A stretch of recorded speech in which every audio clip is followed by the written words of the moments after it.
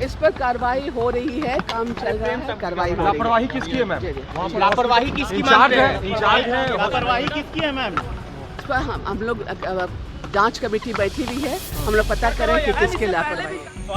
जिस अब वैसे लोगों के बारे में क्या बात करना जिनके राजकाज में आप ही मीडिया के साथी यही लिखा करते थे और यही बोला करते थे कि पीएमसीएच में रुई और सुई नहीं।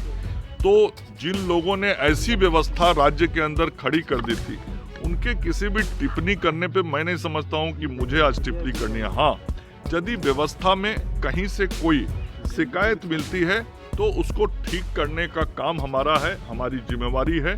हम उन व्यवस्थाओं को ठीक कर रहे हैं। मैंने जो उदाहरण दिया, क्या राजद के कार्यकाल में लोग सोच सकते थे? नमस्कार, आप न्यूज़ 4 नेशन देख रहे हैं। मैं हूं आपके साथ वंदना।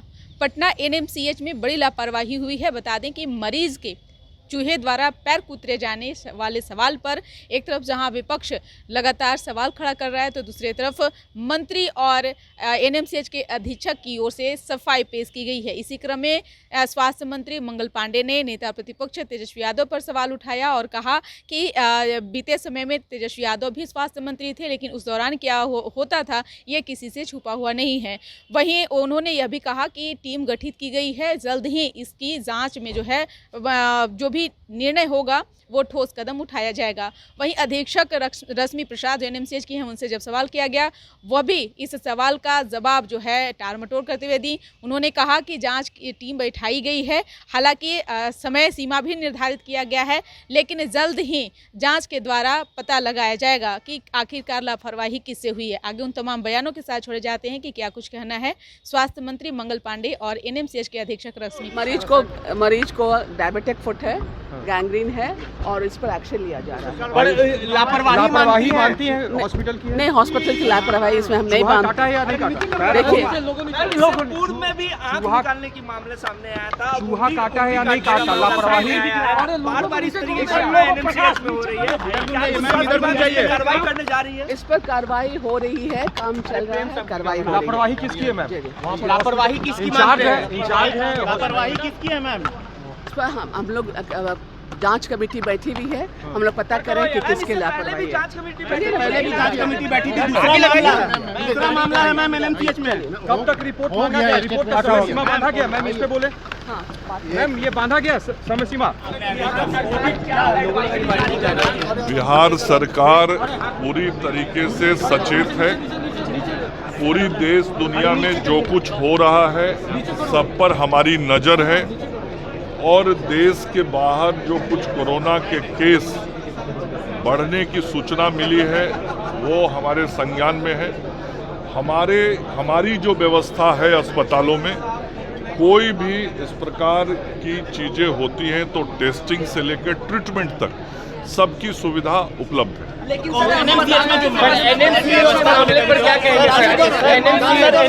मामला है अधिकारियों को आश्वासन दिया है। एनएमसीएच वाले मामले में क्या है सर? अधिकारियों को कहा है सर? जब आदेश दे दिया मैंने, बोल दिया है मैंने। विपक्ष कह रहा है इस मामले के बारे में। विपक्ष के बारे में मैं बार बार कह रहा हूँ कि यदि उनको बात करनी है तो मेरे सामने आके सरकार ने क्या कार्रवाई की अभी तक? अब वैसे लोगों के बारे में क्या बात करना जिनके राजकाज में आप ही मीडिया के साथी यही लिखा करते थे और यही बोला करते थे कि पीएमसीएच में रुई और सुई नहीं। तो जिन लोगों ने ऐसी व्यवस्था राज्य के अंदर खड़ी कर दी थी उनके किसी भी टिप्पणी करने पे मैं नहीं समझता हूं कि मुझे आज टिप्पणी करनी है। हाँ, यदि व्यवस्था में कहीं से कोई शिकायत मिलती है तो उसको ठीक करने का काम हमारा है, हमारी जिम्मेवारी है। हम उन व्यवस्थाओं को ठीक कर रहे हैं। मैंने जो उदाहरण दिया, क्या राजद के कार्यकाल में लोग सोच सकते थे? अभी मेरे पहले कुछ महीनों के लिए जो नेता प्रतिपक्ष स्वास्थ्य मंत्री थे, क्या किया उन्होंने बिहार में? कहीं अस्पताल बनाया क्या? कहीं लोगों को रोजगार दिया क्या? स्वास्थ्य विभाग में नियुक्तियां करवाई क्या? कुछ नहीं किया सिवाय भाषण देने के। और आज भी अब चुनाव नजदीक आया है तो भाषण दे रहे हैं। और मैं तो बार बार कहता हूं तेजस्वी यादव जी को, किसी भी खुले सार्वजनिक मंच पे आके आप मुझसे बहस कर लीजिए कि बिहार में स्वास्थ्य व्यवस्था को किस तरीके से हम लोगों ने ठीक किया है। और बीच में 1.25 साल आपको मौका मिला था और 1.5 साल आपके बड़े भाई को मौका मिला था। आप उसका भी आंकड़ा लाके दीजिए और हम भी बताते हैं कि बिहार में किस तरीके से काम हुआ और 1990 से 2005 तक क्या स्थिति बना दिया था इन लोगों ने बिहार में स्वास्थ्य सेवा का, वह भी एक एक चीज मैं सामने आके बताऊंगा। मैं पुनः आपके माध्यम से तेजस्वी यादव जी को कहता हूं, किसी भी खुले और सार्वजनिक मंच पे आके वो बहस कर लें। ये पीछे में बयान क्यों देते हैं? सामने आके बयान दे, हिम्मत है तो। ये पीछे में आप लोगों से बयान देते हैं। तेजस्वी यादव जी को यदि हिम्मत है तो वो सामने आके बयान दे, मैं उनके हर बयान का जवाब देने के लिए तैयार हूँ। लेके बता दें सर, क्या कुछ कार्यक्रम होगा, क्या आज राज्य स्वास्थ्य सुरक्षा समिति की ओर से आयुष्मान योजना में जुड़ने वाले नए अस्पतालों के उन्मुखीकरण के कार्यशाला का आयोजन किया गया। पूरे बिहार में 1173 अस्पताल आयुष्मान योजना के तहत सूचीबद्ध हैं, जिनमें से 587 प्राइवेट सेक्टर के हॉस्पिटल हैं, 586 गवर्नमेंट सेक्टर के हॉस्पिटल हैं और राज्य के 1173 अस्पतालों में राज्य के लोगों को आयुष्मान योजना का लाभ दिया जा रहा है।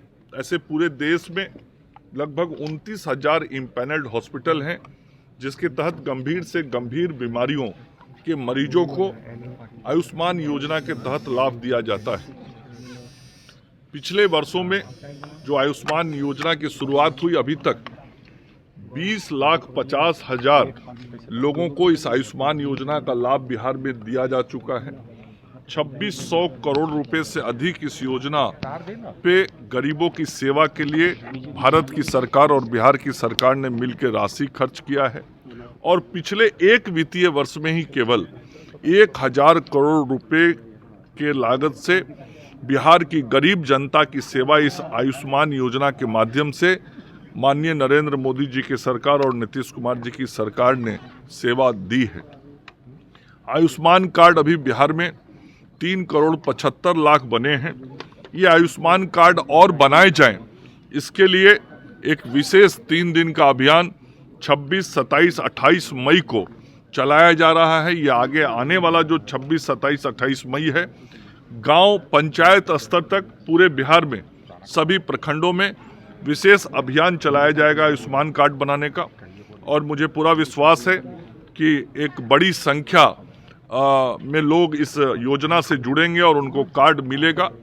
अभी भी बिहार पूरे देश में आयुष्मान कार्ड बनाने में तीसरे नंबर पे, तो लगातार आयुष्मान योजना के माध्यम से जो प्रधानमंत्री जी, मुख्यमंत्री जी की सोच है गरीबों की सेवा का, उस काम को स्वास्थ्य विभाग बिहार कर रहा है और राज्य स्वास्थ्य सुरक्षा समिति उसकी पूरी देख रेख करती है।